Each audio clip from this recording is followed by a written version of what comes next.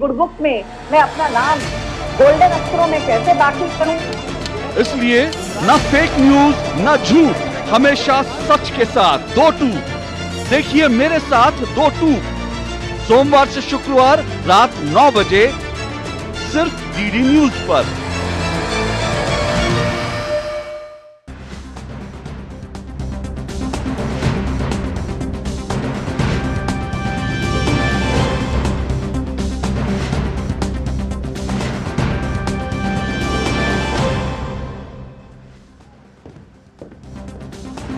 नमस्कार, स्वागत है आप सभी का डीडी न्यूज पर। आप देख रहे हैं मिड डे प्राइम। मैं हूं रमा त्यागी। अगले 1 घंटे में हम बात करेंगे देश भर की बड़ी खबरों की, बताएंगे दुनिया भर में कौन कौन सी खबरों पर है सबकी नजर, क्या चल रहा है खेल और अर्थ जगत में, और कुछ झलके फिल्म, कला और संस्कृति के क्षेत्र से भी।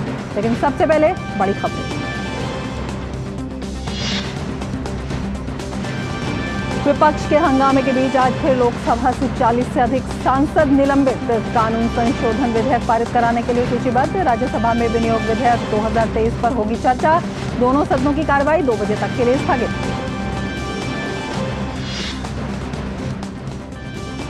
भाजपा के संसदीय दल की बैठक में संसद की सुरक्षा को लेकर विपक्ष के रवैये पर पीएम ने साधा निशाना। कहा, विधानसभा चुनाव में हार से बौखला गया है विपक्ष, संसद की कार्रवाई को बाधित करना हताशा का प्रतीक।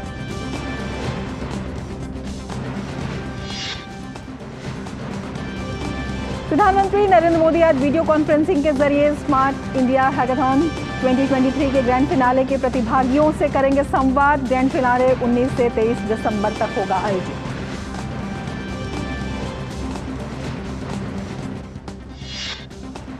नई दिल्ली में आज इंडी गठबंधन की चौथी बैठक। सीट बंटवारे और सांसदों के निलंबन समेत अनेक मुद्दों पर होगी चर्चा।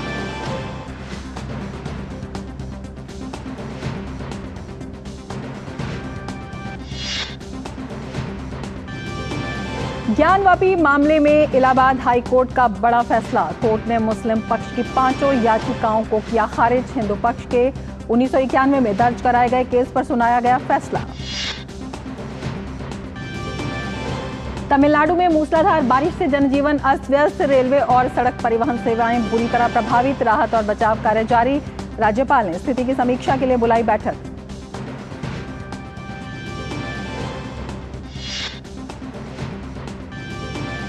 आईएमएफ ने भारत को बताया स्टार परफॉर्मर। वैश्विक ग्रोथ में भारत की अहम भूमिका। डिजिटलीकरण और बुनियादी ढांचे जैसे प्रमुख क्षेत्रों में आर्थिक सुधारों के कारण भारत की विकास दर बनी मजबूत।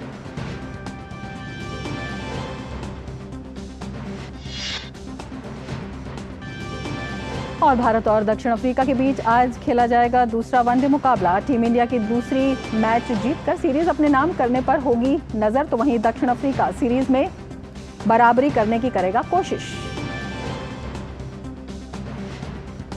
और अब बड़ी खबरों पर विस्तार से नजर।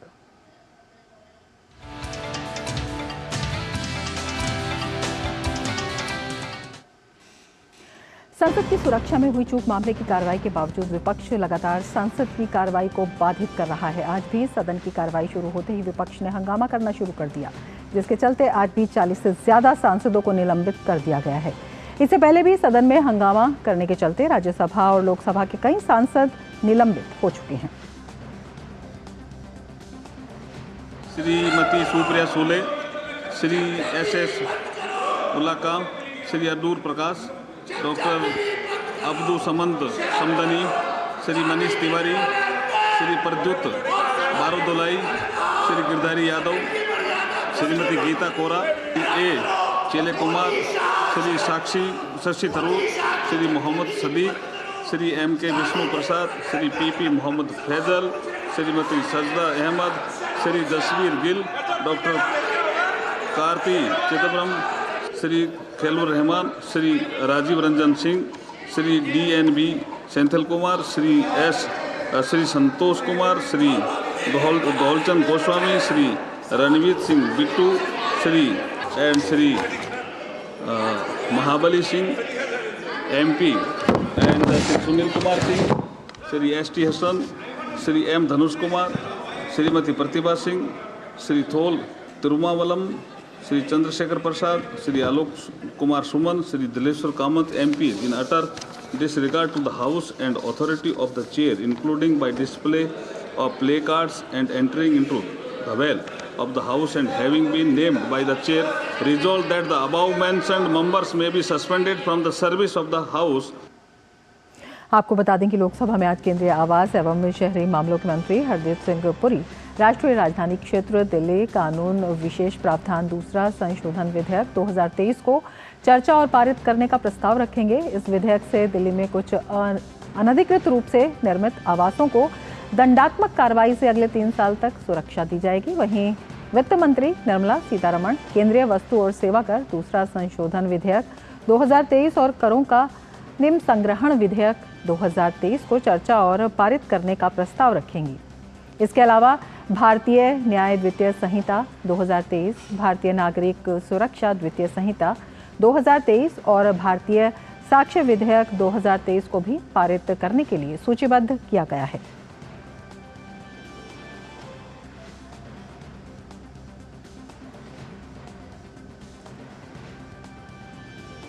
वहीं राज्यसभा में वित्त मंत्री निर्मला सीतारमण विनियोग विधेयक संख्या 3 2023 और विनियोग विधेयक संख्या 4 2023 को चर्चा के बाद लोकसभा वापस भेजने का प्रस्ताव रखेंगी।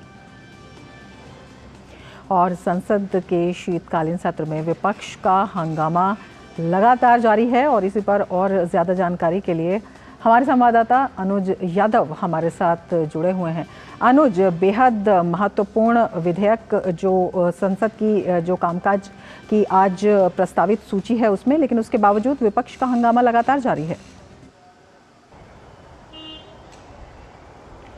देखिए, विपक्ष का हंगामा तो लगातार जारी है और इस बात को लोकसभा स्पीकर भी कई बार इस बात को कह चुके हैं और जो राज्यसभा के चेयरमैन हैं वो भी इस बात को कह चुके हैं कि विपक्ष का जो रुख पिछले कई दिनों से सदन के अंदर देखा जा रहा है वो किसी भी तरीके से मर्यादित नहीं है। वेल के अंदर आना, प्ले कार्ड्स दिखाना, स्लोगन्स देना, ये किसी भी तरीके से सदन की कार्रवाई के लिए ठीक नहीं है।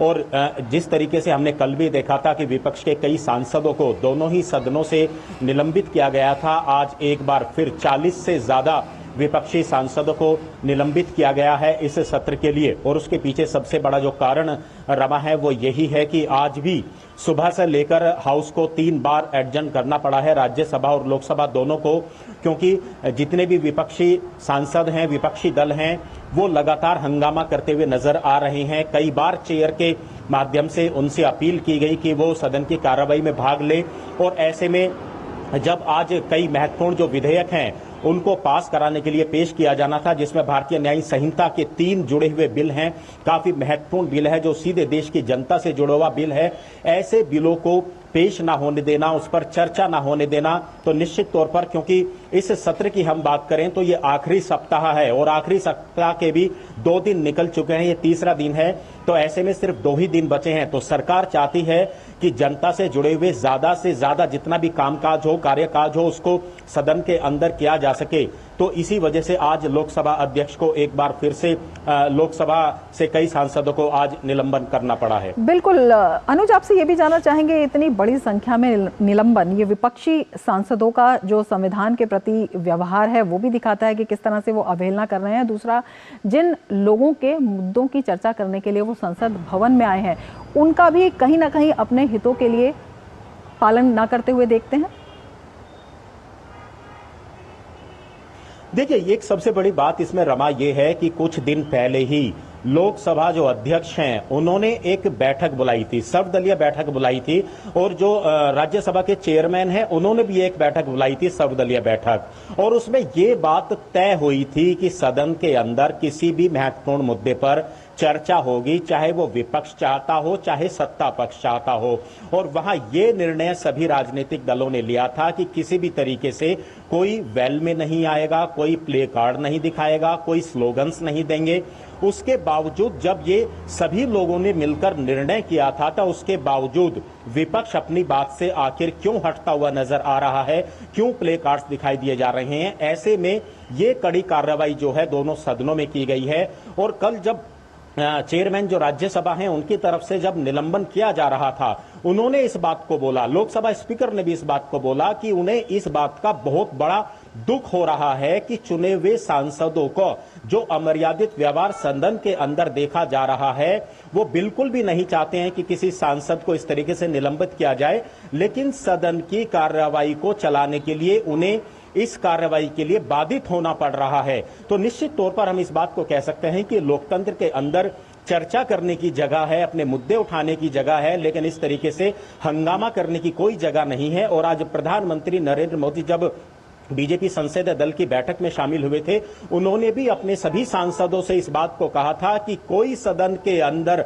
रहे ना रहे, लेकिन सत्ता पक्ष की भी जिम्मेदारी बनती है कि जितने भी विधेयक हैं उन पर आप सभी लोग चर्चा में भाग लीजिए, चर्चा कीजिए। और उन्होंने तो कई बार, प्रधानमंत्री ने भी इस बात की अपील की और हर बार सत्र को शुरू होने से पहले अपील करते हैं कि वो विपक्षी सांसदों से भी अपील करते हैं, विपक्षी दलों से भी, कि जनता से जुड़े हुए महत्वपूर्ण मुद्दों पर, महत्वपूर्ण जितने भी विधेयक हैं उन पर वो चर्चा में भाग लें, ताकि एक सदन से अंदर, संसद के अंदर से, सदन के अंदर से एक मैसेज जनता के बीच में जाए कि जिस जनता ने चुनकर आपको सदन में भेजा है, वहां उस जनता के मुद्दे उठाई दे रहे हैं। लेकिन विपक्ष पर इन सभी अपीलों का कोई प्रभाव नहीं पड़ा और शायद इसी वजह से आज 40 से ज्यादा सांसदों को निलंबित किया गया है। कल भी किया गया था। कुल मिलाकर 90 से ज्यादा सांसदों को निलंबित किया गया है और उसके पीछे सबसे बड़ा कारण यही है, जो महत्वपूर्ण विधेयक हैं उनको सदन के अंदर पास कराना जरूरी है।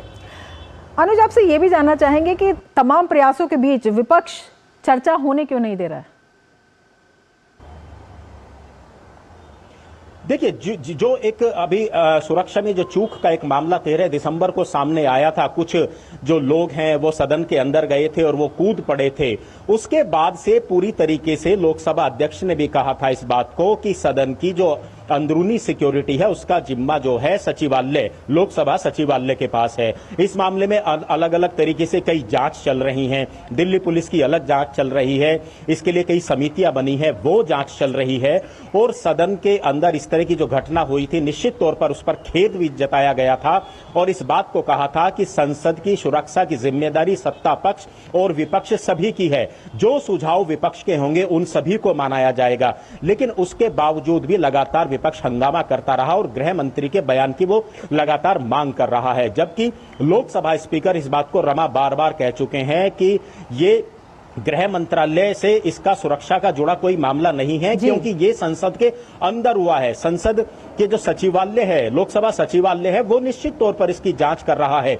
और जो बाहर की सिक्योरिटी, हम जानते हैं कि 3 लेयर में सुरक्षा होती है। बाहर की बात करें तो दिल्ली पुलिस होती है और संसद के आसपास परिसर की बात करें तो पैरामिलिट्री फोर्सेस की सीआरपीएफ तैनात रहती है, इसके अलावा एनडीआरएफ तैनात रहती है। और जो अंदर की सुरक्षा है वो लोकसभा और जो राज्यसभा सचिवालय है उनकी सुरक्षा रहती है। तो निश्चित तौर पर इसमें कार्रवाई भी की गई है, इसमें जांच भी चल रही है, समितियां भी बनी हैं। विपक्ष के लोगों को बुलाकर उनसे सलाह भी मांगी गई थी कि आपकी क्या सलाह है कि और सिक्योरिटी को मजबूत किया जाए। ये सब कुछ होने के बावजूद भी विपक्ष का हंगामा करना, सदन के अंदर वेल में आना, प्ले कार्ड्स दिखाना, ये ऐसी पिछले दिनों में घटनाएं विपक्ष के द्वारा हुई हैं, जिससे लोकसभा अध्यक्ष और चेयरमैन राज्यसभा को ये कड़ा फैसला करना पड़ा कि कई सांसदों को, दर्जनों सांसदों को जो है निलंबन करना पड़ा। और सभी का यही कहना है, सत्ता पक्ष का भी, कि देखिए सदन की जो कार्रवाई है वो जनता के पैसे से चलती है और जनता के पैसे से अगर ये कार्रवाई चल रही है तो जनता के मुद्दों को उठाना और जनता से जुड़े हुए कानूनों को बनाना, विधेयकों को लाना, ये सबसे पहले प्राथमिकता जो है वो सदन की होनी चाहिए। बिल्कुल, विपक्ष के रवैये पर कई बड़े सवाल हैं, आप नजर बनाए रखें। अनुज, फिलहाल शुक्रिया पूरी जानकारी के लिए। और मिड डे प्राइम में आगे बढ़ेंगे, लेकिन उससे पहले लेते हैं एक ब्रेक। आप देखते रहिए डीडी न्यूज़। माँ, ये खीर किसके लिए? आज तेरे दादाजी का जन्मदिन है, उनके लिए। तो मैं दादाजी को क्या दूँ? अपना मोबाइल फोन देना। ये क्या कर रही है? दादाजी के लिए आयुष्मान कार्ड बना रही हूँ। घर बैठे? हाँ। आयुष्मान ऐप पर जाकर अपना या परिवार के सदस्य का नाम लाभार्थी सूची में ढूंढें, आधार, ओटीपी या फेस ऑथ द्वारा ऑथेंटिकेट करें, डिटेल्स भरें, अब मोबाइल से फोटो खींचकर अपलोड करें। दादाजी, ये लीजिए अपना आयुष्मान कार्ड। ये उपहार तो जीवन भर काम आएगा। और एक प्रकार से पीएम जय अब गरीबों की जय बन गई है। 5 लाख तक के मुफ्त उपचार की गारंटी, स्वास्थ्य का वरदान Ayushman. Sir berry pulao try करो, मस्त है। कैसा है? अरे उसको काहे को घूरता है? टिप्स इग्नोर करने का, अपना दिमाग लगाकर ऑर्डर देने का। मार्केट का स्टॉक टिप्स बहुत लोग देता है, डेंजरस हो सकता है। कंपनी और रिस्क पूरा समझने का, फिर इन्वेस्ट करने का। सोच कर समझ कर इन्वेस्ट कर। लेट हो गया आज तो। अरे बेटा नाश्ता तो करते जाओ। मम्मा फिर से वही बोरिंग नाश्ता। अच्छा मम्मा तुम्हारा ही घास फूस वाला नाश्ता मुझे नहीं करना है। वैसे भी ऑफिस के बाहर क्या मस्त पकौड़े वाला है, अब से मेरा नाश्ता वही होगा।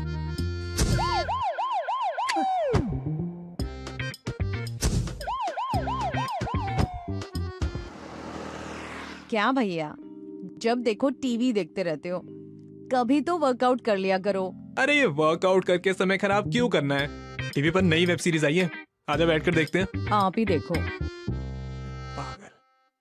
कब तक इस सायरन को अनसुना करते रहेंगे? भागदौड़ भरी जिंदगी, बिगड़ती हुई जीवन शैली और अनुचित खान पान देता है कैंसर से लेकर हृदय रोग, डायबिटीज, ब्लड प्रेशर, अनिद्रा जैसी कई गैर संक्रामक बीमारियों को निमंत्रण। आज ही शराब और धूम्रपान से नाता तोड़िए। एक लंबी और स्वस्थ जिंदगी के लिए शारीरिक गतिविधियों को अपनाइए, मौसमी फल और सब्जी खाइए। सेहत से खिलवाड़ की नहीं कोई माफी, बाकी समझदार को है इशारा काफी।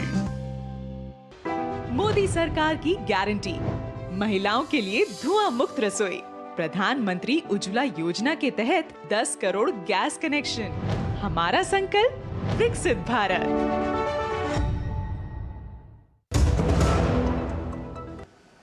ब्रेक के बाद फिर से आपका स्वागत है। संसद के शीतकालीन सत्र के बीच आज सुबह भाजपा संसदीय दल की बैठक संसद पुस्तकालय भवन में हुई।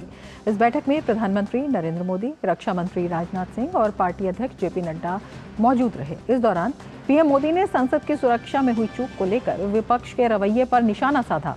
भाजपा संसदीय दल की बैठक को संबोधित करते हुए पीएम मोदी ने इंडी गठबंधन पर निशाना साधा। उन्होंने कहा, इंडी गठबंधन का लक्ष्य हमारी सरकार को उखाड़ फेंकना है, लेकिन हमारी सरकार का लक्ष्य देश के लिए उज्जवल भविष्य बनाना है। बीजेपी संसदीय दल की बैठक में पीएम ने कहा कि विपक्ष का आचरण सुनिश्चित करेगा कि 2024 के चुनाव में उसकी संख्या कम होगी और भाजपा को संख्या में लाभ होगा। विधानसभा चुनाव में हार से विपक्ष बौखला गया है और हताशा में संसद को बाधित कर रहा है। पीएम मोदी ने कहा कि कुछ दल एक तरह से संसद में सुरक्षा उल्लंघन का समर्थन कर रहे हैं। ये संसद की सुरक्षा उल्लंघन जितना खतरनाक है।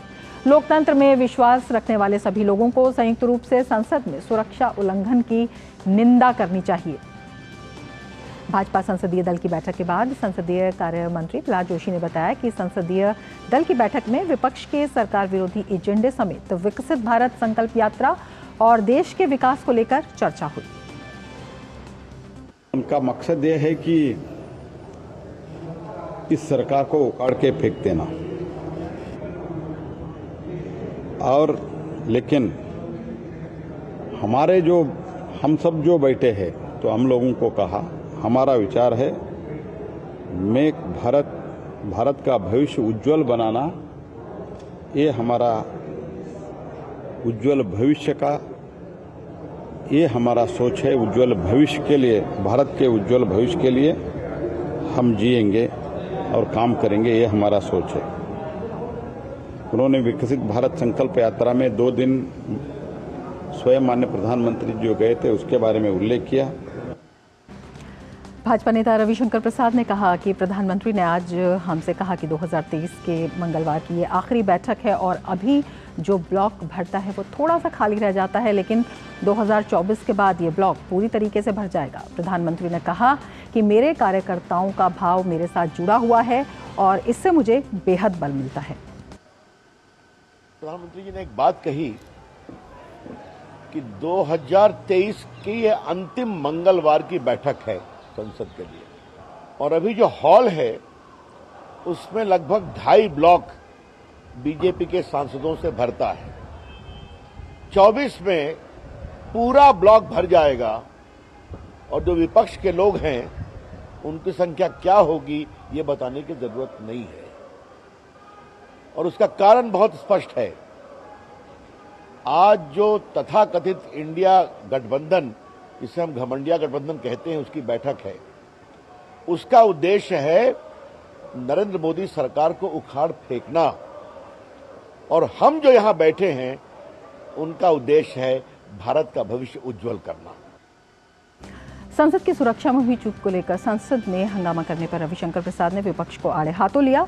उन्होंने कहा, विपक्ष विधानसभा चुनाव में मिली करारी हार से हताश निराश हो चुका है। जो वर्तमान संसद में हुआ, इसको लेकर प्रधानमंत्री जी ने बहुत पीड़ा व्यक्त की। संसद चर्चा का विषय है। कई गंभीर बिल जिसे देश के विकास का और रास्ता बढ़ेगा, उस पर चर्चा होनी चाहिए। और ये जो ब्लॉक कर रहे हैं, जो अवरोध पैदा कर रहे हैं, ये उनकी हताशा है 3 प्रदेशों में हार के कारण। तो इसका मतलब यही है कि विपक्ष के लोगों को मालूम है कि उनको विपक्ष में ही बैठना है, इसलिए अपने चाल, चिंतन और सोच में कोई बदलाव नहीं कर रहे। तो उनकी संख्या और छोटी होने वाली है, इसलिए उनका पूरा व्यवहार, आचरण भी उसी प्रकार का है। ये बहुत दुर्भाग्यपूर्ण है। और विपक्षी इंडी गठबंधन में शामिल दलों की आज नई दिल्ली में बैठक होगी। इंडी गठबंधन की पिछली 3 बैठकों के मुकाबले इस बार हालात अलग हैं। तीसरी बैठक से इस बैठक में एक लंबा अंतराल है और 5 राज्यों के चुनाव में भी इंडी गठबंधन के घटक दलों की तल्खी खुलकर सामने आई। ऐसे में सबकी नजरें इस बैठक पर टिकी हुई हैं। गौरतलब है कि कांग्रेस अध्यक्ष मल्लिकार्जुन खड़गे ने यह बैठक पहले ही बुलाई थी, लेकिन नीतीश कुमार, हेमंत सोरेन, ममता बनर्जी और अखिलेश यादव के इनकार के बाद बैठक टालनी पड़ी थी। और हमारे साथ खास मेहमान जुड़े हुए हैं इस वक्त। सीनियर जर्नलिस्ट अनिल कुमार बंसल हमारे साथ जुड़े हुए हैं इस पूरे घटनाक्रम पर, राजनीतिक घटनाक्रम पर बात करने के लिए। अनिल जी, बहुत स्वागत है आपका हमारे इस कार्यक्रम में। आज जो है प्रधानमंत्री काफ़ी व्यथित दिखाई दिए। लगातार विपक्ष का जो रवैया चलता चला आ रहा है, विपक्ष को संसद में मुद्दे उठाने का, सवाल करने का अधिकार है, लेकिन ये जो लगातार हंगामा है, इसे किस तरह से देखते हैं? देखिए, ये तो निश्चित रूप से बहुत ही गंभीर बात है। कोई भी विपक्ष में हो, कोई भी सत्ता पक्ष में हो, संसद जो है वो जनता के पैसे से चलती है। जनता के मुद्दों को उठाने का इससे बेहतर प्लेटफॉर्म नहीं हो सकता। अगर आप सरकार की आलोचना भी करना चाहते हैं, इससे बेहतर मंच और आपको कहाँ मिलेगा। और संसद की कार्रवाई का लाइव प्रसारण भी होता है। ये जो स्थिति है, आप संसद चलने दें, वहां जो सरकारी एजेंडा है, आप उस सरकार के जो विधेयक हैं उनका विरोध करना और विरोध करें, समर्थन करना और समर्थन करें, तो आपके लिए बेहतर अवसर होता है। पर एक इश्यू को लेकर के लगातार पूरी कार्रवाई को लगातार बाधित करना, ये किसी भी दृष्टि से उचित नहीं है रमा जी। और मैं इसका हमेशा से लगातार इसका विरोध करता रहा हूं कि आप सरकार के खिलाफ धरने, प्रदर्शन, रैलियां करते रहिए, लेकिन संसद जनता का मंच है, जनता के मुद्दे उठाना चाहिए। और ये बहुत ही बेहतर अपॉर्चुनिटी है जहां आप सरकार की कुछ, और अगर सरकार कहती है कि हम हर मुद्दे पर हर तरह की चर्चा करने के लिए तैयार हैं, तो आप चर्चा से भागते क्यों हैं? आप अपना व्यू रखिए, अपना पक्ष रखिए, अपना दृष्टिकोण रखिए, और आपको बेहतर ढंग से जनता के बीच जाने का मौका मिलेगा। लेकिन आप एक मुद्दे पर अगर लगातार हंगामा करते हैं, पहले यही होगा, पहले यही होगा, जो हठधर्मिता है, अड़ियल रवैया है, चाहे सत्ता पक्ष का हो चाहे विपक्ष का हो, उसको किसी भी दृष्टि से संसदीय लोकतंत्र में अच्छा नहीं माना जा सकता। तो ये गलत है। और संसद, अब ये सत्र समाप्त हो जाएगा इसी हफ्ते, तो ये अच्छा अवसर था जिसको विपक्ष ने एक तरह से गंवा दिया। निलंबन और इसकी बात में ज्यादा महत्व नहीं देता, लेकिन महत्वपूर्ण बात है कि सब जनता के नुमाइंदे हैं, जनता के प्रति जवाबदेही है, जनता ने चुनकर भेजा है। बिल्कुल, कहीं ना कहीं जो जनता के हित हैं उनकी अवहेलना हो रही है। बंसल जी, आपसे ये भी जानना चाहेंगे कि बीजेपी संसदीय दल की बैठक में प्रधानमंत्री ने आज जिस तरह का कटाक्ष किया, विपक्ष को लेकर जिस तरह का निशाना साधा, और उन्होंने ये भी कहा कि यहाँ तक कि संसद की सुरक्षा में जो चूक हुई है उसे भी प्रत्यक्ष और अप्रत्यक्ष रूप से विपक्ष का सहारा मिल रहा है। हाँ, देखिए, ये तो चूंकि विपक्ष उस मुद्दे पर, कुछ लोगों ने कहा बेरोजगारी को हाईलाइट करने के लिए, कुछ ने कहा ये शहीद भगत सिंह ने जिस तरह से ब्रिटिश पीरियड में किया था वो है, वो सब चीजें अलग है और जांच होने देना चाहिए। लेकिन जहां तक चूक का सवाल है, ये चूक मैं 2 तरीके से मानता हूं। चूक उस तरह से नहीं है, सुरक्षा एजेंसियों को अगर हम ब्लेम करते, देखिए पत्रकार भी जाते हैं वहां, सब लोग जाते हैं, दर्शक दीर्घा में लोग बैठते भी हैं। ये अनएक्सपेक्टेड बिहेवियर है कि कोई आदमी ऊपर से नीचे कूदता है। इस तरह की जो आशंकाएं हैं, कितनी भी हम सुरक्षा बंदोबस्त करें, उनको हम नकार नहीं सकते। सुरक्षा का एक जो नया पहलू आया, वो आया जूते के अंदर सामान रखकर ले जाने का। लेकिन तो बंसल जी, विपक्ष की जिस तरह से इस पर बयानबाजी रही और विपक्ष जिस तरह से इसे बताता रहा, वो अपने आप में बेहद सोचने का विषय है कि किस तरह से इस पूरे मुद्दे को लिया जा रहा है। इसके अलावा पीएम ने यह भी कहा कि विधानसभा चुनाव में हार से विपक्ष बौखला गया है। अभी 5 राज्यों के जो चुनाव हुए हैं उसमें जिस तरह के परिणाम सामने आए हैं, आपको लगता है कि विपक्ष चाहता है कि इस चीज को कहीं ना कहीं नजरअंदाज किया जाए और जो मुद्दे हैं उन्हें उठाने ही ना दिया जाए? हाँ, देखिए, मुद्दा ये है कि जो 3 राज्यों, खास तौर से 3 राज्य में से 2 को लेकर कांग्रेस को पूरा भरोसा था कि मध्य प्रदेश और छत्तीसगढ़ में हम सत्ता में आएंगे। वो नहीं आए तो हताशा, निराशा और बौखलाहट स्वाभाविक है। उसको आप ये नहीं मान सकते वो कोई अस्वाभाविक बात है। अगर आप आत्मविश्वास के शिकार हैं, आप मानते हैं हम तो जीते हुए हार गए, तो अब सबकी निगाह अगले साल होने वाले लोकसभा चुनाव, तो संसद का जो मंच है उसको राजनीति का अखाड़ा इसलिए बनाना चाहते हैं कि यहां से संदेश जनता को देना चाहते हैं। अब ये सोच की बात है, हम समझ रहे हैं कि हंगामा करेंगे तो जनता में बेहतर, हमारा जो है एक तरह से हमारे प्रति नजरिया जनता का बेहतर होगा। जबकि असली सोच ये है कि अब जनता भी ये नहीं चाहती कि संसद के सदन के पटल पर हंगामा हो। वहां सार्थक, सारगर्भित, रचनात्मक और विषयों पर आधारित बहस हो, केंद्रित बहस हो, ये जनता भी यही चाहती है और उनके मुद्दे हाईलाइट हो। इसके बजाय अगर हंगामा होगा तो ये एक तरह से जनता के पैसे की भी बर्बादी है। और अगर आप सरकार कोई विधेयक ला रही है, सरकार का तो बहुमत है, सरकार तो अपने विधेयक पारित कर ही लेगी, दोनों सदनों में उसे समस्या नहीं है। उन विधेयकों पर हो सकता है आप कोई अच्छे विचार व्यक्त करते, कोई मुद्दे हाईलाइट करते, कोई सुधार का, संशोधन का प्रस्ताव लाते, कोई आपकी बात सरकार भी स्वीकार करती, ऐसी बात करते तो ये अच्छा अवसर होता। लेकिन उसको आपने गंवा दिया और आप सिर्फ जो है एक तरह से चुनावी और राजनीति करना चाहिए। राजनीतिक दल राजनीति न करें ये नहीं हो सकता, लेकिन हर समय हर विषय पर राजनीति करना ये उचित नहीं है। अवसर देखकर ही राजनीति करना चाहिए। जहां धरना देना है धरना दीजिए, प्रदर्शन करना प्रदर्शन कीजिए, पर संसद एक बेहतर मंच है जहां आप अपनी आवाज उठा सकते हैं, अपना बेहतर परफॉर्मेंस दिखा सकते हैं, सरकार की नीतियों की आलोचना कर सकते हैं, अगर विधेयकों में खामियां उनको हाईलाइट कर सकते हैं। इससे बचकर आप भाग रहे हैं और कल आप कहेंगे कि रूलिंग पार्टी ने बिना बहस के सारे विधेयक पारित कर लिए, तो इसका दोष फिर आपको ही जाएगा, क्योंकि आपने संसद चलने नहीं दी। और उनको जरूरी लगता है, वो तो करेंगे ही। सरकार ने जो अपना विधायी एजेंडा बनाया, संसद उसी के लिए शुरू किया जाता सत्र, वो अगर विधायी एजेंडा भी पूरा नहीं करेंगे तो संसद सत्र को चलाने का कोई औचित्य नहीं रह जाता। इसलिए विपक्ष को निश्चित रूप से, देखिए, हंगामे भी रमा जी हमेशा होते रहे हैं, पर 1 दिन 2 दिन 3 दिन तक हंगामा होता है तो फिर चीजें सुधर जाती हैं और कार्रवाई चलती है। जी, बंसल जी, आपसे ये भी समझना चाहेंगे, प्रधानमंत्री ने ये कहा कि हम विकास की बात करते हैं, लेकिन जो विपक्षी गठबंधन है वो मोदी को हटाने की बात करता है। तो ये जो दोनों उद्देश्य हैं, इसको आप किस तरह से देखते हैं और जो ये विपक्ष का रवैया है वो किस तरह से एक प्रतिकूल दिशा में जाता हुआ दिखाई देता है? देखिए, अभी जो विपक्ष की एकता की बात जब हो रही है तो उनसे जब ये पूछा जाता है, कार्यक्रम आधारित बात नहीं हो रही है। सभी दल अभी कहते हैं हमारा पहला लक्ष्य भाजपा को सत्ता से हटाना है। तो ये बात तो वो खुद ही स्वीकार कर रहे हैं कि भाजपा को हटाना, यानी एक नकारात्मक राजनीति के दम पर वो अपनी राजनीति को धार देना चाहते हैं। जबकि ये फैसला जनता करती है।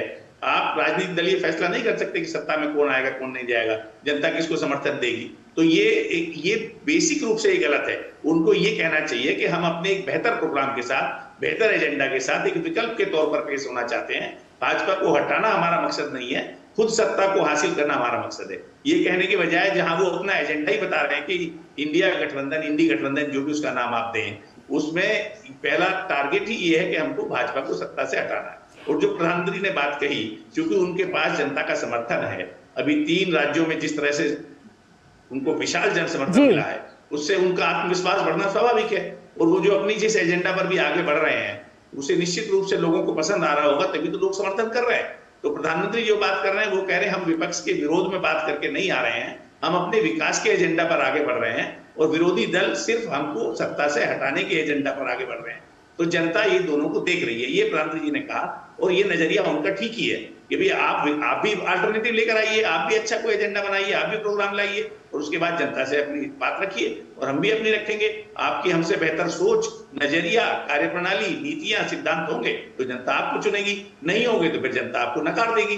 तो ये जो 5 राज्यों के चुनाव हुए, जिनमें खासतौर से जो उत्तर के 3 राज्य हैं, उसके नतीजों से निश्चित रूप से अब विपक्ष को और ज्यादा बुकलाहट हुई है और घबराहट भी हुई है और वो सोचते हैं कि किसी भी तरीके से हमको भाजपा को सत्ता से हटाना है, भले हमारे आपस में मतभेद हो, नीतियां ना मिलती हो, कोई सोच में भी फर्क हो, राज्यों में आपस में लड़ भी रहे हो, तब भी वो चाहते हैं कि लोकसभा में हम गठबंधन करें और एक भाजपा के उम्मीदवार के खिलाफ विपक्ष का एक उम्मीदवार खड़ा करें। इस नीति पर वो भाजपा को बिल्कुल बंसल जी नीति पर ही चल रहे हैं। इसी से एक बड़ा सवाल खड़ा होता है, जो इंडी गठबंधन की आज होने वाली बैठक है उस पर भी एक लंबे अंतराल के बाद और तमाम जो जिस तरह से विधानसभा चुनाव के बाद जो कमेंट्स निकल कर आए थे इंडी गठबंधन के विभिन्न सदस्यों के, उसको देखते हुए जिस उद्देश्य को लेकर वो चल रहे हैं, क्या भविष्य आप देखते हैं?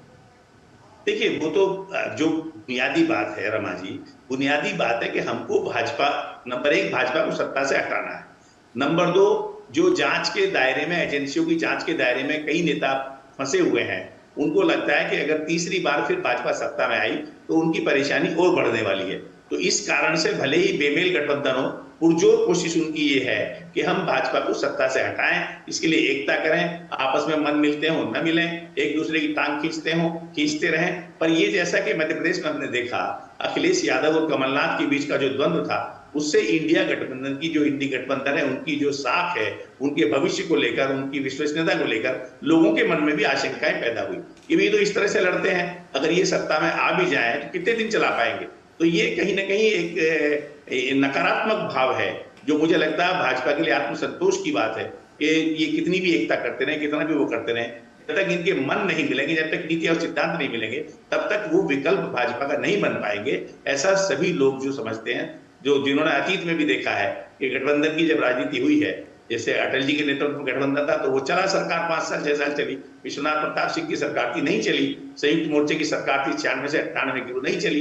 तो जब तक आपस में कॉमन मिनिमम प्रोग्राम ना हो, कोई एजेंडा ना हो, कोई लक्ष्य आधारित राजनीति हम नहीं कर रहे हो, तब तक उसको स्थायित्व देना जो है आसान नहीं होता, संभव नहीं। बिल्कुल, और यही वजह है, आपको लगता है कि पीएम ने आज कहा कि अगर विपक्ष का यही रवैया रहा तो और भी सीटें इनकी कम हो सकती हैं? देखिए, सीटें तो कम होने को हालांकि पहले ही काफी कम है। जैसे 3 राज्यों में जहां चुनाव हुए, वहां छत्तीसगढ़, मध्य प्रदेश, राजस्थान की तो 25 की 25 सीटें पहले ही भाजपा के पास हैं। मध्य प्रदेश में भी 29 में से 28 सीटें भाजपा के पास हैं। अब ये है जैसे केरल में भाजपा की बैठक होने वाली है, हो सकता है दक्षिण में जो जहां विपक्षी कुछ सीटें हैं या कुछ ऐसे राज्य हैं जहां पश्चिम बंगाल वगैरह, वहां भी जनता और जागरूक हो और उनको उसका सबक दे कि भाई आप जो है सकारात्मक राजनीति करिए, संसद को चलने दीजिए, हमारे हित के मुद्दे उठाइए, बजाय हंगामा करने की, क्योंकि हंगामे से कुछ हासिल नहीं होता, उससे सिवाय जनता का पैसा बर्बाद होता है। और लोगों में लोग जागरूक हो रहे हैं, युवा पीढ़ी खास तौर से, पुराने लोग थे लड़ाई झगड़ा पसंद करते थे, अब नई पीढ़ी को रोजगार, विकास और बहुत सारे विषयों में दिलचस्पी है। देश का तकनीकी विकास हो, इंफ्रास्ट्रक्चर डेवलपमेंट हो, सुख सुविधाएं बढ़ें, हम दुनिया भर में हमारा नाम हो, हम वर्ल्ड की 3rd इकोनॉमी बने, ये सब चीजें नई जनरेशन के दिमाग में आती हैं, तो उनको हंगामा उस तरह से पसंद नहीं आता। उनको लगता है कि जो भी बात हो वो एक बौद्धिकता के स्तर पर हो, बहस के स्तर पर हो, बहस स्वस्थ हो, और कहीं ना कहीं जो जनता के मुद्दे हैं उन पर चर्चा जरूर होनी चाहिए, चाहे किसी तरह की भी हताशा या निराशा हो। बहुत शुक्रिया बंसल जी आपका इन तमाम मुद्दों पर प्रकाश डालने के लिए। और मुद्दों की कमी से जूझ रहा विपक्ष अब संवैधानिक पदों का मजाक उड़ाने से भी बाज नहीं आ रहा है। टीएमसी सांसद कल्याण बनर्जी ने राज्यसभा के सभापति जगदीप धनखड़ द्वारा कही गई बातों का मजाक उड़ाते हुए उनकी मिमिक्री की। जब कल्याण बनर्जी उपराष्ट्रपति की मिमिक्री कर रहे थे, उस दौरान राहुल गांधी समेत कई विपक्षी सांसद सदन के बाहर मौजूद थे। इस मामले पर राज्यसभा के सभापति जगदीप धनखड़ ने कहा कि विपक्ष नीचे गिरने की सारी सीमाएं लांघता जा रहा है। अच्छा, आप लखपति दीदी बन गई? जी सर। अब मेरा सपना है, जी सर, और मैं यहाँ जो बहनें बैठी हैं उनको भी बताना चाहता हूँ। जी सर। प्रधानमंत्री नरेंद्र मोदी आज वीडियो कॉन्फ्रेंसिंग के माध्यम से स्मार्ट इंडिया हैकाथॉन 2023 के ग्रैंड फिनाले के प्रतिभागियों के साथ बातचीत करेंगे। इस अवसर पर प्रधानमंत्री प्रतिभागियों को संबोधित भी करेंगे। प्रधानमंत्री के युवा नेतृत्व वाले विकास के विजन के अनुरूप स्मार्ट इंडिया हैकाथॉन एक राष्ट्रव्यापी पहल है, जिसके तहत छात्रों को सरकार के मंत्रालयों और विभागों, उद्योगों और अन्य संगठनों की गंभीर समस्याओं को हल करने के लिए एक मंच प्रदान किया जाता है। इस साल SIH का ग्रैंड फिनाले आज से 23 दिसंबर तक आयोजित किया जा रहा है। SIH 2023 में 44,000 टीमों से 50,000 से अधिक विचार प्राप्त हुए, जो पहले SIH की तुलना में लगभग 7 गुना वृद्धि को दर्शाता है। देश भर के 48 नोडल केंद्रों पर आयोजित होने वाले ग्रैंड फिनाले में 12,000 से अधिक प्रतिभागी और 2500 से अधिक सलाहकार भाग लेंगे। अंतरिक्ष प्रौद्योगिकी, स्मार्ट शिक्षा, आपदा प्रबंधन, रोबोटिक्स और ड्रोन, विरासत और संस्कृति सहित विभिन्न विषयों पर समाधान प्रदान करने के लिए इस वर्ष ग्रैंड फिनाले के लिए कुल 1282 टीमों का चयन किया गया है।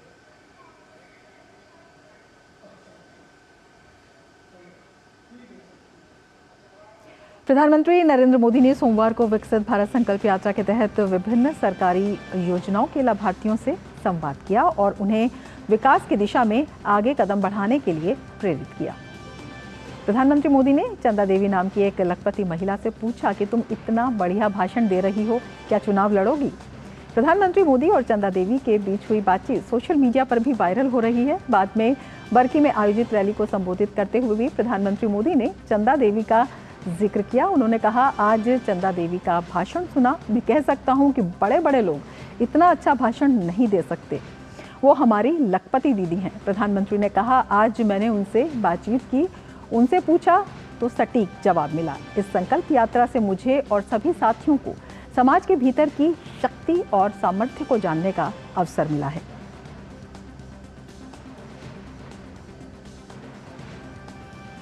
और अपने संसदीय क्षेत्र के दौरे के दूसरे दिन प्रधानमंत्री मोदी वाराणसी के सेवापुरी विकासखंड के बरकी गांव में विकसित भारत संकल्प यात्रा में शामिल हुए।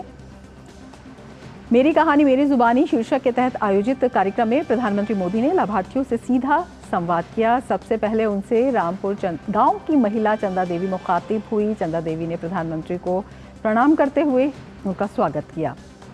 राधा महिला सहायता समूह की चंदा ने बताया कि उनके परिवार में कुल 5 सदस्य हैं और समूह से जुड़ने से पहले उनकी आर्थिक स्थिति अच्छी नहीं थी, इसीलिए उनका रहन सहन, खान पान, शिक्षा व्यवस्था ठीक नहीं थी। चंदा देवी ने कहा कि एक दीदी ने उन्हें समूह के बारे में जानकारी दी और इस समूह से जुड़कर कर्ज ले सब्जी की खेती उन्होंने शुरू की और उन्हें 30,000 रुपये का मुनाफा हुआ। चंदा देवी ने कहा कि मुनाफा राशि में से उन्होंने 15,000 रुपये का कर्ज चुकाया और खेती के कार्य को आगे बढ़ाया, जिससे आर्थिक स्थिति सुधरी और जीवन स्तर बेहतर हुआ। उन्होंने कहा कि वे फिर बैंक सखी बनकर कार्य करने लगी और आर्थिक स्थिति में सुधार के साथ साथ आत्मनिर्भर हो गई। चंदा देवी ने बताया कि वे अब 1 साल में 1,30,000 रुपये की बचत करती हैं और उन्होंने इसका श्रेय प्रधानमंत्री को दिया। साथ ही उन्होंने प्रधानमंत्री से महिला सशक्तिकरण को बढ़ावा देने का अनुरोध किया। प्रधानमंत्री मोदी ने उनसे पूछा कि चंदा देवी, आपने कहां तक पढ़ाई की है, जिस पर उन्होंने जवाब दिया कि मैं इंटर पास हूं। प्रधानमंत्री मोदी ने कहा कि आप इतना बढ़िया भाषण करती हो, कभी चुनाव लड़ी हो? चंदा देवी ने कहा कि नहीं सर। तो प्रधानमंत्री मोदी ने पूछा कि चुनाव लड़ोगी? चंदा देवी जी, आपकी पढ़ाई क्या हुई है? Sir inter pass. तो आप इतना बढ़िया भाषण करती हैं। जी सर। तो कभी चुनाव लड़ी हो क्या? नहीं सर। तो लड़ोगी? नहीं सर, ये सर आपसे हम इंस्पायर होते हैं सर। आप जो प्रयास करते हैं सर, हम उनसे अपना कदम मिलाकर चलते हैं। इस वजह से जो हम आज हासिल कर पाए हैं सर, ये हमारा सौभाग्य है कि हम आपके सामने उपस्थित हैं सर और आपके सामने 2 बातें बोल रहे हैं सर। ये हमारे लिए बहुत बड़ी गर्व की बात है। अरे सब महिलाएं तालियां बजाएगी। कि हम आपसे प्रेरित होते हैं, आप जो प्रयास करते हैं उससे हम कदम मिलाकर चलते हैं और ये हमारा सौभाग्य है कि आपके सामने हम बोल रहे हैं। प्रधानमंत्री ने उनके बच्चों और परिवार के बारे में भी जानकारी ली। प्रधानमंत्री ने कहा कि मेरा संकल्प है कि देश में 2 करोड़ माताओं बहनों को लखपति बनाना है। आपकी बात सुनकर वो लखपति दीदी बनेंगी। मेरा संकल्प है कि मैं देश में, गांवों में, जी सर, आप जैसे परिवार की जो माताएं बहनें हैं, इस देश में 2 करोड़ माताओं बहनों को मुझे लखपति बनाना है।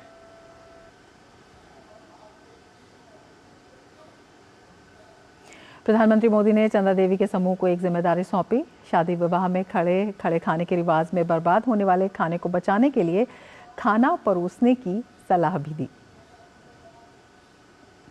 अच्छा, आपके समूह को मैं एक काम बताता हूँ, कर सकते हैं क्या? बताइए सर, प्रयास करेंगे पूरी तरह। देखिए, हमारे देश में जी सर। आजकल शादी ब्याह होते हैं जी सर। तो वो खड़े खड़े खाने का रिवाज शुरू हो गया अब। जी सर। तो लोगों को लगता है कि दोबारा मिलेगा ना, इसलिए थाली भर देते हैं जी सर। और फिर आधा छोड़ देते हैं, तो खाना बर्बाद हो जाता जी है। सर। किसी के घर में जन्मदिन है तो भी खाना बर्बाद हो जाता है। अगर आपके सेल्फ हेल्प ग्रुप की बहनें, जी सर।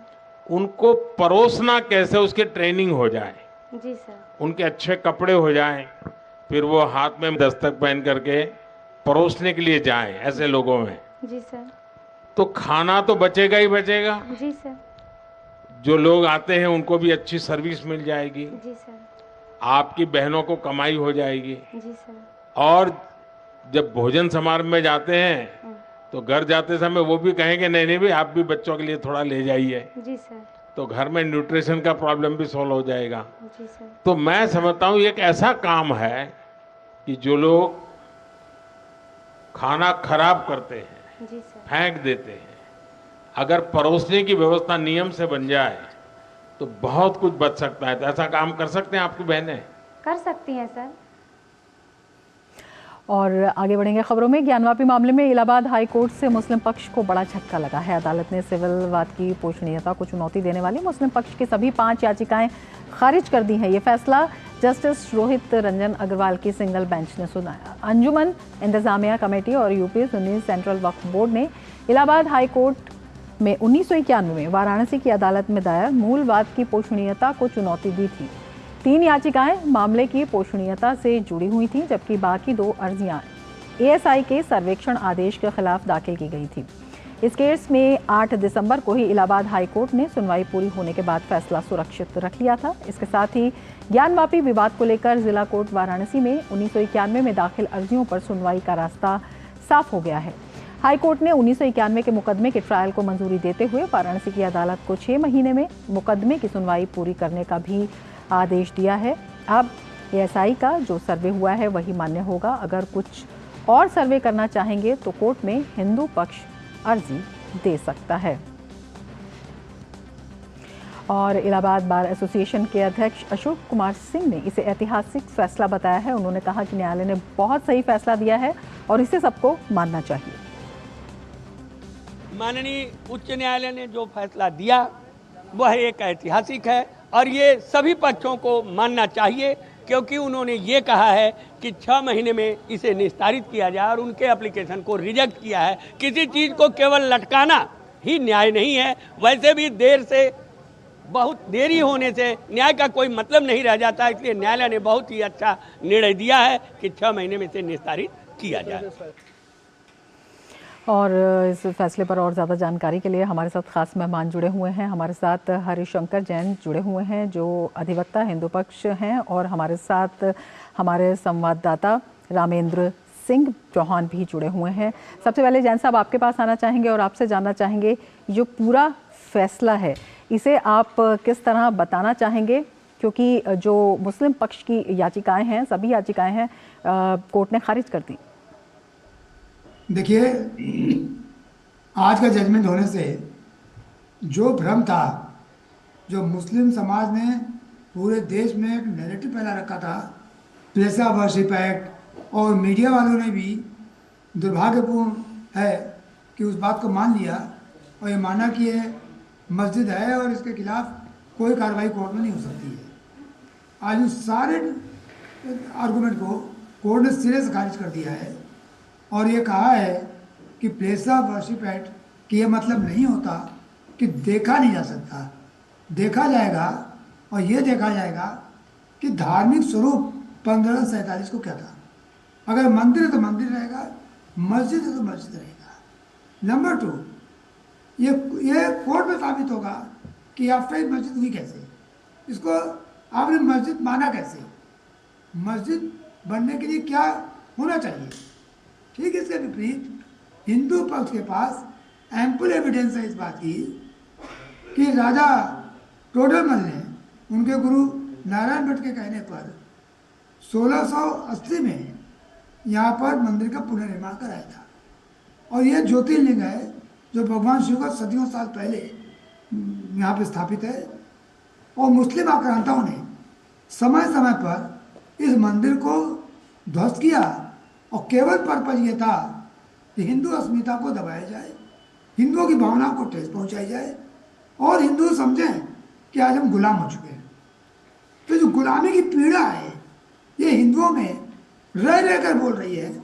अब हिंदू इस मानने को तैयार नहीं है कि इस पीड़ा को ज़्यादा दिन सहन किया जाए और इसका जो कह सकता हूँ लीगल वे में जो कुछ है आपके सामने है। अभी जो सर्वे हुआ है उसमें उस केस में को मैंने ही फाइल किया है जी। कोर्ट के आदेश से सर्वे हुआ और ये 91 का सूट पड़ा था। सोचिए 32 साल सूट स्टे रहा, हद हो गई, न्याय व्यवस्था चरमरा गई। एक यहाँ जजमेंट रिजर्व रहा, उसके बाद वो रिलीज हुआ और माननीय कोर्ट को पहुँचा। तो आज का जो फैसला है, फैसले की कापी मेरे सामने है और मैं फैसला पूरा मैंने पढ़ लिया है और इसमें इस बात का साफ साफ जिक्र है, ये फाइंडिंग दी गई है कि रिलीजियस कैरेक्टर क्या था वो डिटरमिन होगा एविडेंस लेने के बाद। यानी दोनों पक्ष अपनी अपनी एविडेंस देंगे, अपने साक्ष्य देंगे और तब फैसला होगा कि मंदिर है कि मस्जिद है। जी। केवल यह कह देने से कि मस्जिद है ये नहीं माना जा सकता जी। और कोर्ट ने मुस्लिम पक्ष की ये बात सिरे से खारिज कर दी। बिल्कुल, हमारे साथ रामेंद्र भी जुड़े हुए हैं। रामेंद्र, आपके पास आना चाहेंगे, आपसे जानना चाहेंगे किस तरह की प्रतिक्रिया आप वहां पर देख रहे हैं। 5 याचिकाएं जो हैं वो खारिज हुई हैं, विशेषकर उस परिप्रेक्ष्य में जिस तरह से तमाम उतार चढ़ाव इस मामले में आए हैं। जी। तो रमा, 2 मामलों में जो निर्णय है वो बहुत महत्वपूर्ण है। एक तो जिसकी बात जैन साहब कर रहे थे कि वर्शिप एक्ट का जो भ्रम फैलाया गया था इसकी तो सुनवाई ही नहीं हो सकती, तो कोर्ट ने एक बात साफ कर दिया है कि वर्शिप एक्ट अलग है लेकिन हम तथ्यों के आधार पर सुनवाई करेंगे। एसआई का जो सर्वे आया उसको कोर्ट देखेगी। दूसरा, जो लंबे वक्त से पेंडिंग है मुकदमे, देखिए लंबे वक्त से पेंडिंग मुकदमों का देश भार झेलता है, एक वैमनस्यता फैलती है, 2 धर्मों के बीच जमीन का विवाद है और 2 धर्मों के बीच विवाद है, तो वो सारी चीज़ें कम होगी। तो अगर 6 महीने में निर्णय होता है तो जाहिर है कि इस निर्णय के बाद स्थिति साफ हो जाएगी। तो 2 महत्वपूर्ण निर्णय एक साथ हैं। एक तो वर्शिप एक्ट का जो भ्रम था वो खत्म हुआ है, दूसरा समय से निर्णय मिलेगा, ये एक आशा जगी है लोगों में। रमा, बिल्कुल, एक आशा का संचार हुआ है। जैन साहब, आपके पास आना चाहेंगे। जिस तरह से हमारे संवाददाता बता रहे हैं कि एक जो आशा का संचार है वो ये फैसला कहीं ना कहीं देता हुआ दिखाई देता है, इसके दीर्घकालिक जो परिणाम है वो भी हम आपसे जानना चाहेंगे और इस तरह के जो अन्य मामले भी हैं उन पर भी कितना असर ये डालेगा। लेकिन मैं बता दूं कि इस पर 2 फैसले हो चुके हैं। जी। एक फैसला जो मैंने केस दाखिल किया था जिसमें कि सर्वे हुआ है उसको मुस्लिम पक्ष ने चैलेंज किया था कि प्लेस ऑफ वर्शिप एक्ट से बाहर है।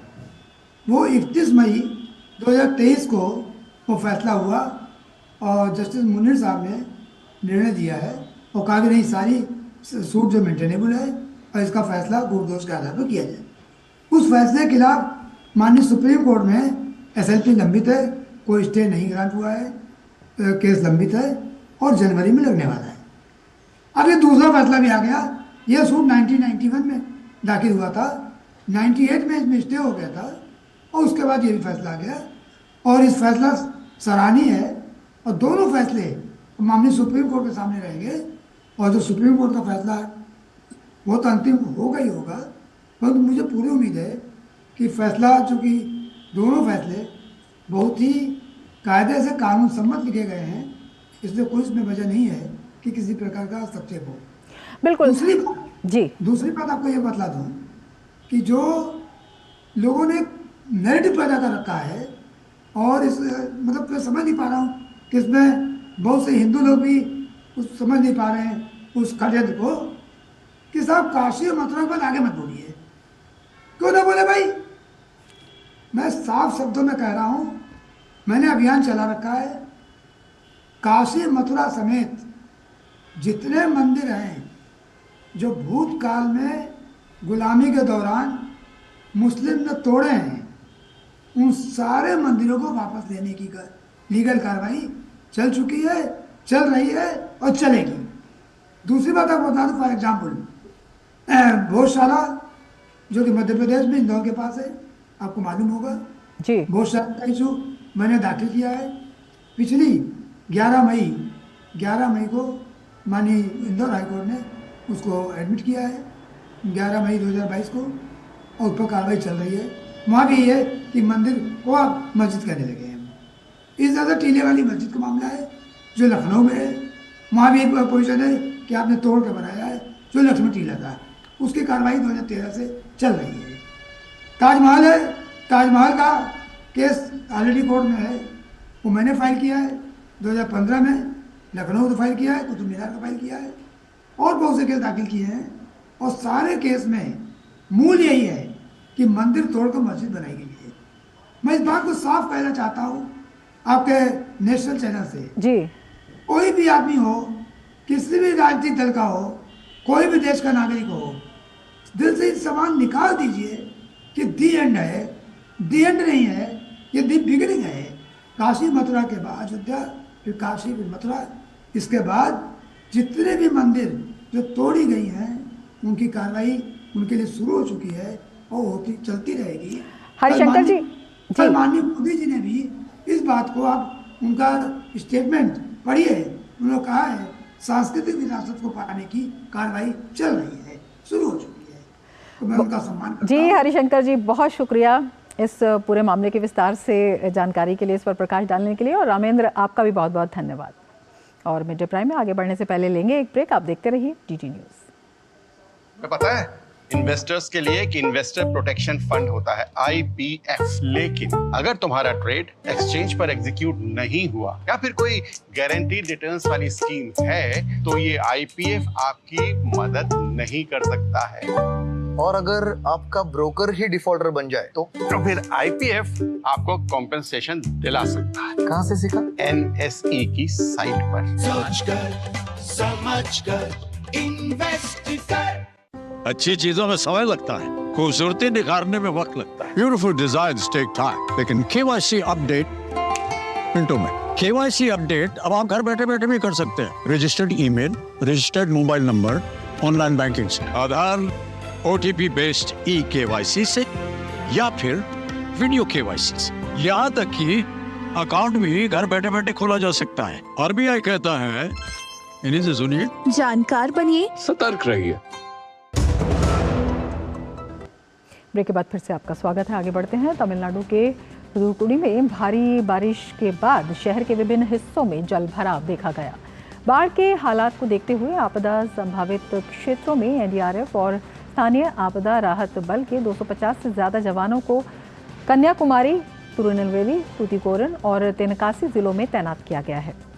राज्यपाल आनंद रवि ने बाढ़ की स्थिति की समीक्षा के लिए आज बैठक बुलाई। इस बीच चेन्नई मौसम विभाग ने तमिलनाडु और काइकल के कई जिलों में अलग अलग स्थानों पर मध्यम गरज और बिजली गिरने के साथ मध्यम बारिश होने की संभावना जताई है। अगले 3 घंटों में तमिलनाडु के कई जिलों में अलग अलग स्थानों पर हल्की बारिश होने की संभावना है। केंद्र सरकार ने हाल ही में कोविड के मामलों में वृद्धि और केरल में कोरोना का नया वेरिएंट JN.1 के पहले मामले का पता चलने के बाद राज्यों को एडवाइजरी जारी की है। स्वास्थ्य एवं परिवार कल्याण मंत्रालय के सचिव सुधांशु पंत ने सभी राज्यों को पत्र लिखकर राज्यों से कोविड पर निरंतर निगरानी बनाए रखने का आग्रह किया। केंद्र ने राज्यों को नियमित रूप से जिलेवार SARI और ILI मामलों की रिपोर्ट और निगरानी करने को कहा है। वहीं राज्यों को अधिक संख्या में RT-PCR परीक्षण कराने और पॉजिटिव मामलों के नमूनों को जीनोम टेस्टिंग के लिए प्रयोगशालाओं में भेजने को कहा है। हालांकि एडवाइजरी में ये भी कहा गया है कि फिलहाल भारत में घबराने की कोई बात नहीं है। वहीं केंद्रीय स्वास्थ्य मंत्री डॉक्टर मनसुख मांडविया बुधवार को राज्यों के स्वास्थ्य मंत्रियों के साथ कोविड की समीक्षा बैठक करेंगे। इसमें सभी विभागों की तैयारियों की समीक्षा होगी।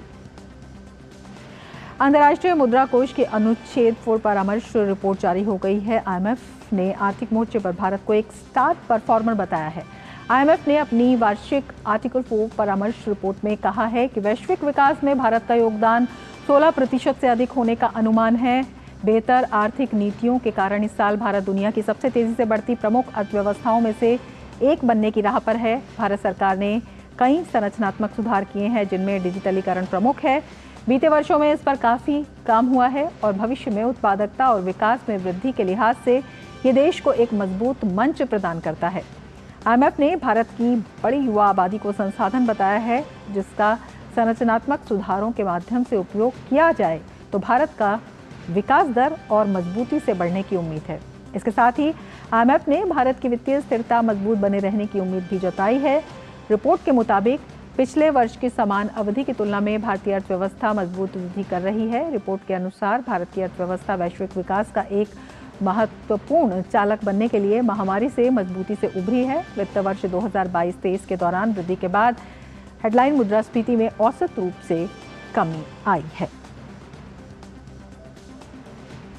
राष्ट्रपति द्रौपदी मुर्मू हैदराबाद में हैदराबाद पब्लिक स्कूल के शताब्दी समारोह में मुख्य अतिथि के रूप में शामिल हुई। इस दौरान छात्रों को संबोधित भी किया। उन्होंने कहा कि स्कूल में बच्चों को बेहतर शिक्षा देने के साथ साथ उनके चरित्र के निर्माण पर भी विशेष ध्यान दिया जा रहा है, जो सराहनीय है।